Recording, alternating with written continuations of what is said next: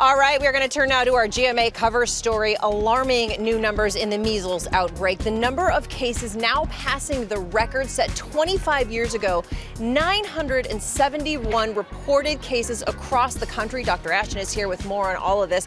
Boy, those numbers are just absolutely staggering. So as they're climbing, what's the concern here? So medically, this is not a record we ever wanted to break, Cecilia, because this was preventable and avoidable. But we have to remember, this is not just a nuisance like a couple of sneezes and runny nose. The medical risks, especially to children who are not vaccinated, who get the measles, are significant. If you take a look at this, 1 in 10 will get an ear infection, 1 in 20 will get pneumonia, 1 in 1,000 will get encephalitis or brain swelling, and 1 to 2 cases in 1,000 will die. As we approach that number, we are not going to be surprised, unfortunately, to see a death. And this is, all of those things that you just mentioned are impacting the way we live, work, life, school, people who are interacting with people who are infected. What else is being considered to try to get this under control? Well, to be clear, healthcare workers are being furloughed if they are exposed to measles and they can't produce vaccine immunization records or show documentation that they're protected. So day 5 to 21 after they're exposed, they are furloughed. They're taking a mandatory leave of absence and have to stay basically on home quarantine.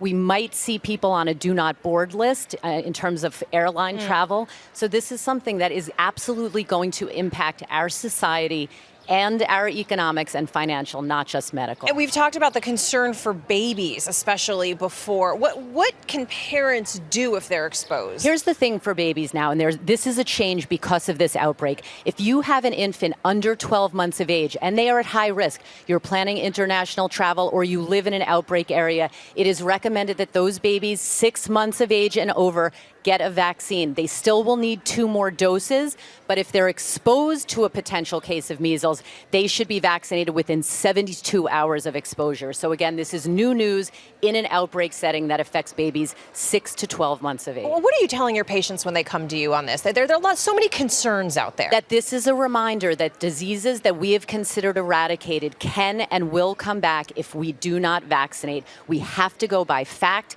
and science and data, not fear and emotion and myth. So much misbelief out there, unfortunately, still okay. Dr. Ashton, thank you so much.